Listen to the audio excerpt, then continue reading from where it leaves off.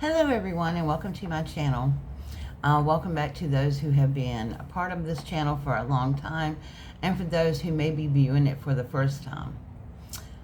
This is a little bit different of a video. It's one that I have really agonized over and prayed about. But for those who don't know, I've been living in either an SUV for past 2 years and since July a van. I bought my van on July the 26th, and on the 29th, I had a massive heart attack and a few other ones after that.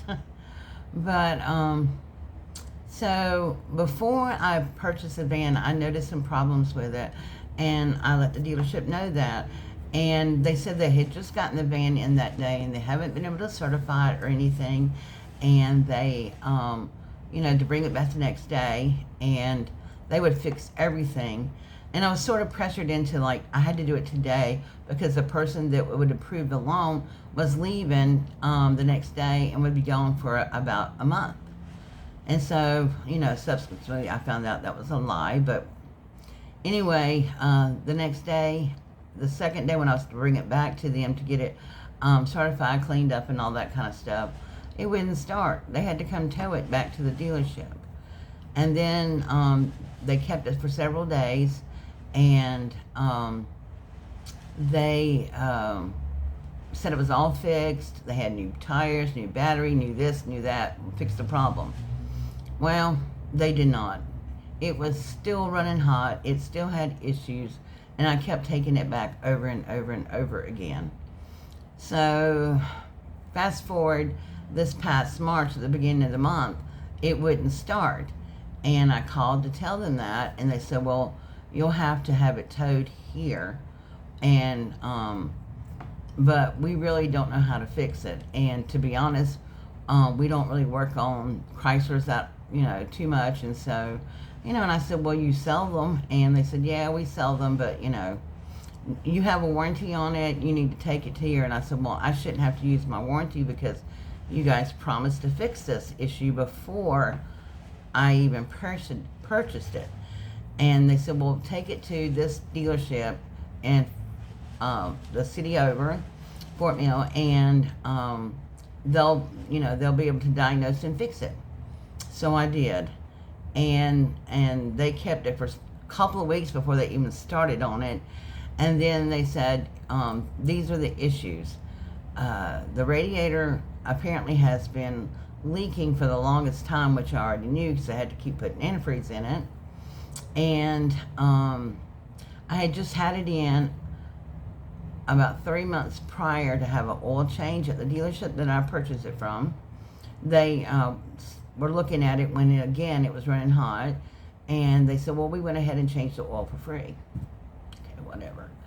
And so now they said, well, I can't believe that they actually changed the oil on it because this oil is so thick and nasty, and it's just like really sticky. Well, they said they had to tear down the engine basically to diagnose it because of the way that the van was built or whatever. It's a Chrysler Pacifica. And so the dealership did agree to pay for the tear down on it, which I was very grateful for that. But in doing so, they said, it's going to be more costly to repair, and we recommend that you get a new engine. I was floored. Because the vehicle is not that old. And, it's a 2018. So, but ever since that, the van has been in the shop, I've been having to stay in a hotel, which the first 2 weeks cost me a fortune. And then somebody at my church was very gracious, said, hey, look, we know how hard you've been trying. You've been really doing a lot of different things positive in your life and stuff, and I want to help you out while I can. And they paid for 30 days in a hotel for me. And I thought, well, surely, the van will be fixed by then, and, well, I'll be out of here. That's not what happened. So I've had to pay for another week. This is like my extra week and a half of being in here prior to the April 16th.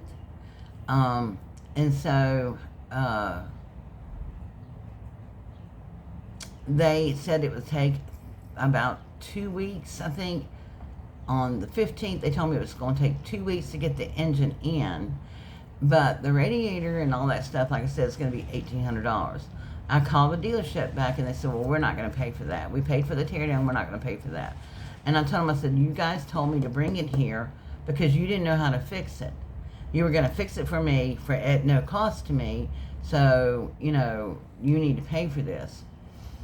Well, we've been going back and forth, and the dealership won't do anything until they have a promise that it's going to be paid for and when they fix it. And I did not sign the commitment yet because that's committing me to having paid $1,800, which I don't have. My paychecks have been short. I have been working part-time, about 25, maybe 30 hours a week at a sub shop here in town for the past 2 years. I went to work there in April, and I've been there ever since. But I do have some health issues going on, and I had to have vascular surgery about 3.5 weeks ago, and my paychecks have been really, really short, so I just haven't had the money to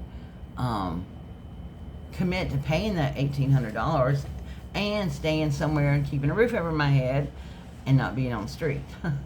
So, and before anyone says, why can't you stay with family? Because my 2 family members that I have don't have room for me. And one of them lives too far away for me to be able to get a ride to work every day. And, well, actually both of them do. But, that's beside the point. And this is why I have really just agonized over doing this. But I have no choice. Like I said, I have prayed and prayed about this.